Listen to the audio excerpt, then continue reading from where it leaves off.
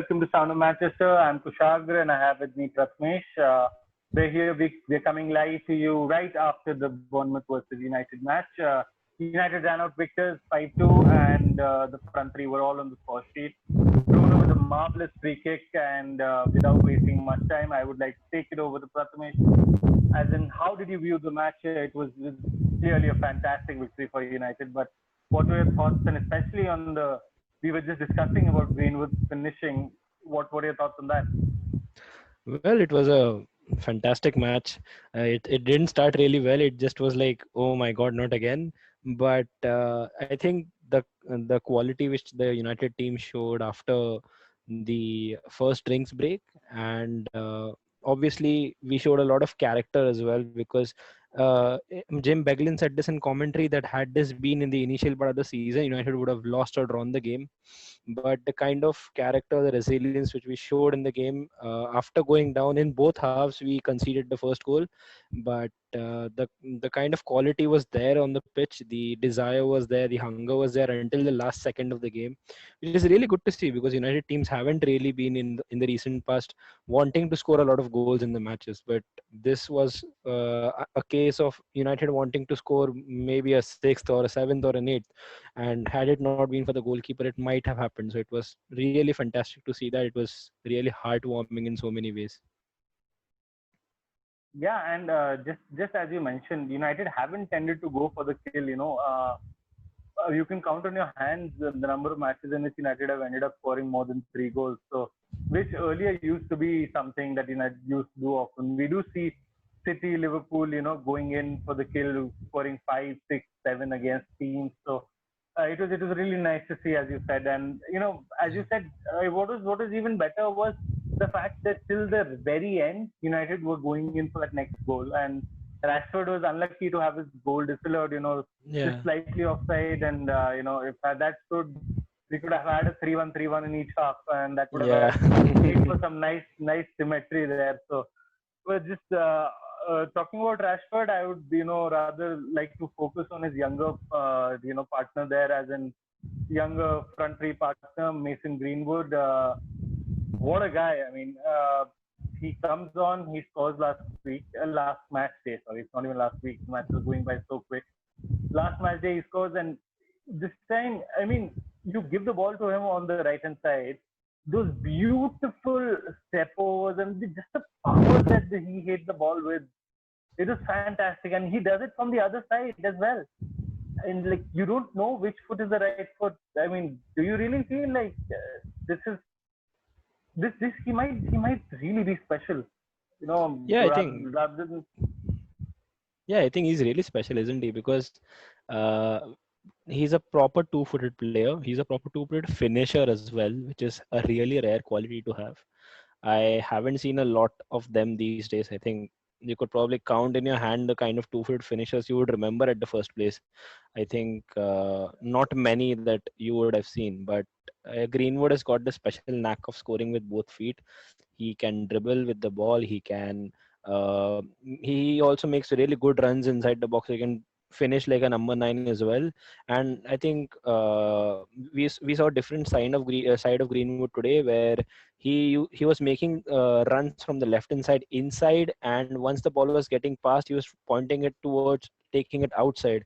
So the fullback essentially had really no chance of getting even close to him. That is what happened in the first goal. So it was really he's a really special talent, and it is all about keeping your head right now and nurturing the talent, and maybe hoping that he's the guy who crosses the 253 mark, which has been set by a certain United legend. He definitely has the ability to do that, but big words again. But yeah, I think the ability is there. And Kushagra, I think as in you said it could have been 3-1, 3-1 in the either half. First half it was a really good game. And how do you think that first half panned out? All the four goals. uh, I felt, of course, one has to point out the mistakes there. I felt United started off the match decently, but conceding that first goal, it'll not look nice. It'll really not look nice. Harry Maguire gets negged, and David De Gea again. there are question marks. If there is just that slightest bit of distance between the near post and his hand, and it goes right between that. Yeah. And I mean, the people will question him, and one cannot deny that, because he really should not be conceding on his near post. And you can make the argument that the strike was so close, it was so hard, and everything else. I mean, yeah, but it is very difficult to make an explanation for him. So Yeah, I you feel don't expect there De are Gea still, of all people. I still feel there is a mental issue there. I just feel like there is something that's just not clicking for him. I don't know what it is. I don't know if it's I don't know if his heart's not there. I don't know what's happening. But this has been going on for more than a year now, and there is like, you look at him, the lack of confidence is there on his face, and it's not a nice thing to see, because I don't see the reason for him to be underconfident. I feel in his United career, this is the best defense he's played behind. So of course, I cannot compare it with Rio, Yeah. Evra, and everyone else. Of course, let's say post Ferguson. Post Ferguson, this is Yeah. the best defense he's played behind. So played behind. So I'm struggling a little. I really hope in the rest of the matches we don't get to talk about De Gea. I think that will be the best for him. And as far as the rest of the half was concerned, it was United as usual. So even when United went 1-0 down, you never felt like it would end 1-0. Yeah. That's the change I've seen post Bruno, and especially post the lockdown. That you never feel like United are done. Even against Tottenham, you always felt like, maybe somehow something might change. And even though it was the first match, I feel like if we played Tottenham 3 days from now, I think United would completely trounce Tottenham. Yeah. So Definitely. they were sort of lucky to get United first. So yeah, as far as the midfield and the attack was concerned, no complaints whatsoever. They were fantastic. All six of them were fantastic, and I'm so happy Rashford got a goal. Both of them are on 20 now, so Yeah. that's fantastic. And yeah, just a little word on Martial's goal. We take it for granted. He's done this so many times, but the level of techers on that guy, man, like, Yeah. I wow, like mean, yeah. I mean, I think you'll be able to say that as well. But the moment he shifted it to the right, you knew where it was going. I believe, like, when you said Martial's goal, I was about to take off my cap. Then I realized I don't have hair anymore, so I have to keep it on. So I think that is the level of But excitement that goal gave us. And the yeah, second half, the second half was also really good, wasn't it? Because I think, again, you saw a very stupid penalty that we conceded. Eric Bailly came on at halftime. Lindelof got injured, or he was facing some issue previously as well. And Eric Bailly came on, and he just couldn't deal with Nemanja Matic's back pass. I don't think the pass was of the highest quality either. It was an absolute nightmare of a ball to face, the kind of ball which you would get for the first touch of your match. And I don't think Eric Bailly was very comfortable with it. I think his reaction said everything, that no, I mean, this is just horrible. This is the kind of thing which he didn't want, but he couldn't do anything but smile after that. It was very cheap. I think the worst penalty that I have ever seen conceded. That was such a poor one. Again, I think Josh King, he somehow finds a way to score against us. Uh, and in some way, I think that is a little bit of joy that he has for Bournemouth this season, that he has scored against United twice. But apart from that, I think, again, second half we conceded an early goal. Probably that was a catalyst to what happened in the second half, because we kept on going and trying to score a goal. And wow, I mean, does Greenwood really do defenders understand how to defend to Mason Greenwood? Because Jim Beglin was a left back himself, and he said, if I was a left back, I would be terrified, because he can cut in, and if you do not allow him to cut in, he will go through the byline and he can cross the ball. Obviously, he can finish as well as you saw him today. I mean, to score from such an acute angle right across the yeah, face of the goal was a really good finish. He probably had not even half a yard on the defender at that point of time when he struck the ball. So I think that was a really special goal. Tells a lot about the guy's talent again, and again, it's all about keeping your head on the shoulders. And obviously, the fifth goal which we scored, Bruno Fernandes, you just cannot leave him out of the score sheet at this point of time. He averages 73 minutes a goal contribution for Manchester United. He has scored in 5 Premier League games already. I mean, he's got 5 goals in Premier League already, and he's done that in, I think, what, 8 or 9 matches. Yeah, 9 matches. He's had 4 assists as well. He scored in the Europa League as well. So I think the kind of impact which he has had, the last person who had such an instant impact was probably Robin van Persie. That was way in a title-winning season in 2013. I don't see any other player creating such kind of an impact. I think even when you saw it in Pogba, the impact was probably not there as much as it is there Yeah, now. He's now playing the position which he played for France in the World Cup. He's playing slightly deeper, but he's having a lot more responsible role this time around, and he is delivering well. He's linking up with his midfield, he's linking up with his back line as well, and I think he's creating some really good chances. He's drawing defenders, he's drawing tackles, and he's emerging out of them, which is really fantastic to see. That's the kind of midfielder Paul Pogba is. I think obviously we want him to score very, very soon, but even if he doesn't score at this point of time, he's still creating the impact which he probably did in Ole's initial days, and when he had a really good start. I think then also he was scoring a lot of penalties, but it was really good to see the impact which Paul Pogba created. And again, I think Bruno Fernandes is just magnificent. I think he embodies the spirit of what Manchester United want to do right now. And it means going for the kill until the very last moment, fighting for every ball, trying to create as many opportunities as you can, and trying to finish them. He had a very good chance in the first half as well, Bruno, to actually open the scoring, but I think that free kick was just delightful. I think, and seeing United score from direct free kicks a lot, and that's really heartwarming again. so, so I mean, yeah, a fantastic game all in all.